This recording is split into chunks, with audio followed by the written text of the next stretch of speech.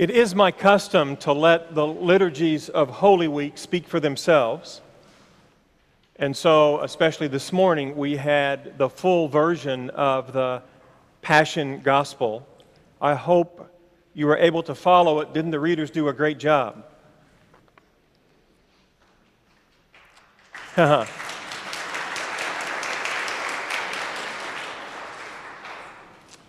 So,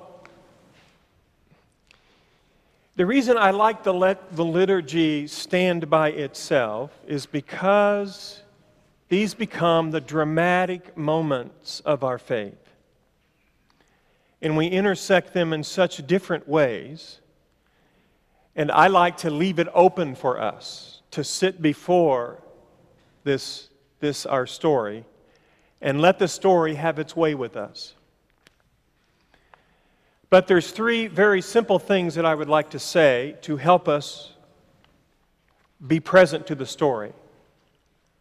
One of them is that the emotion of this moment, the dramatic emotion of it, can capture us and hold us such that we don't get beyond that.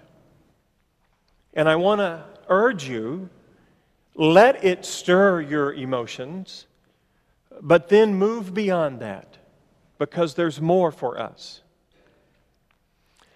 Secondly, there's a way of theologizing about our story that understands what Jesus has done, or what God has done in Jesus, is God has done something for us that we could not do for ourselves.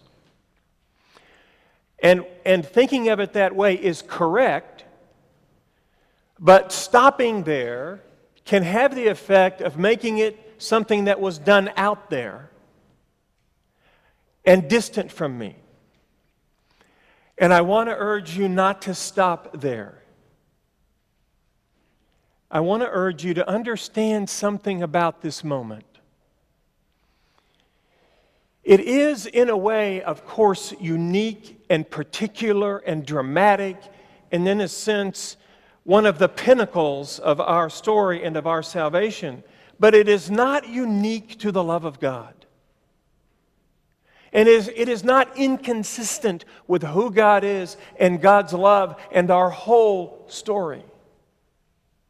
It is, in fact,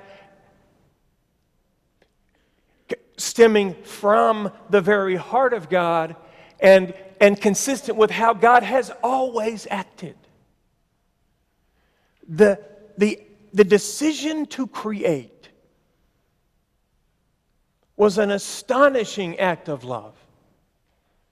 When I ponder the creation story, I wonder, did God choose to create, or has God always been creating? I don't know. I understand this, that the act of love to create, at the heart of it was love that sustains. Love that allows it all to keep existing. And science really helps us here, because we understand that matter is really nothing but energy. And God perpetually sustains everything that God has created, and for everything that God has created, God has made a way. And that's what we see in the coming of Jesus, in the incarnation, and then in all that Jesus did, and finally giving himself to the cross. So, it is at the very heart of who God is, and it is consistent with God's nature to let love, or that love would be such that nothing would be too much. Whatever it took, God would do, does do, will do, because God is love. And at the heart of that, and that's why this is so important, is that is who we are as well. We have come forth from God. We are made in God's image. We are God's children. The intention is that we would be just like this God. So our reading from Philippians says, have this mind in you which is yours in Christ Jesus. It is who you are to be this kind of love. To be the kind of love that has no limit, no end, no restriction, and will always keep giving, will always keep pouring out. It is not something just out there. It's in our very being. Jesus is a human. And acting in solidarity with us and inviting us to join Him in this kind of love that is the only thing that makes any sense at all and that will heal the creation.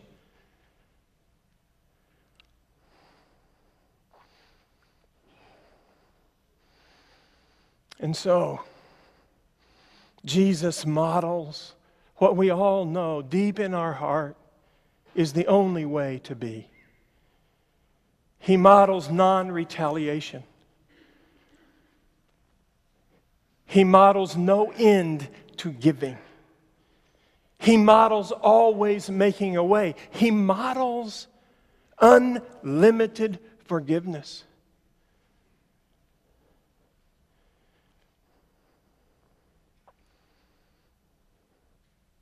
It's not out there, it's in here.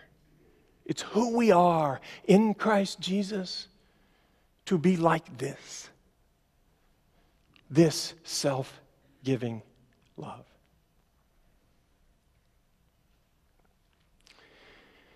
Now take a breath. Take a breath, would you, for me? Take a deep breath.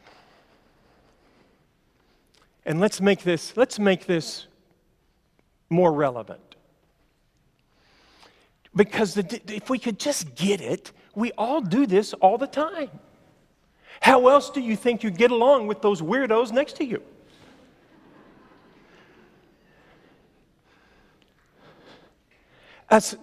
We all understand self-giving love. Perhaps one of the ways we most understand it is with our children. There's nothing that could take them away from our love, and we give and we give and we give. And every once in a while, they do something exceptionally stupid, which means we have to give more. And when we do that, it's this dramatic moment. We rescue them, and they are all grateful, and they act like we've never done it before. We know we've never stopped doing that.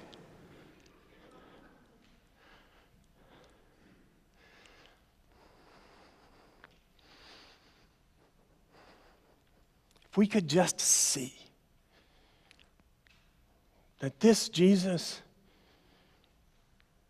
is a divine human being saying to us, this is the way. This is the way to be human.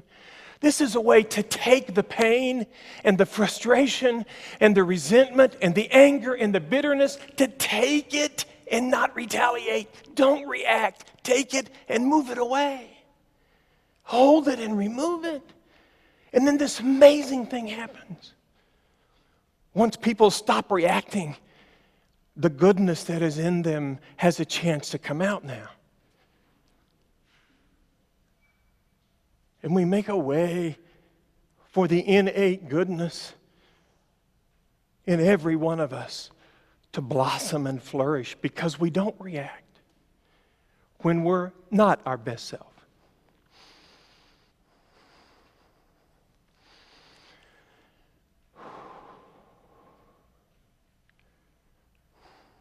So I don't want to take the drama of this away from us, and I don't want to take the passion of Jesus. I don't want to take that away from us. And I don't want to take away from us that God has done for us what we could not do for ourselves. I simply want to add that this is also the way that is in us. And that we too can live into this kind of self-giving, self-outpouring love for the healing of the world. Amen.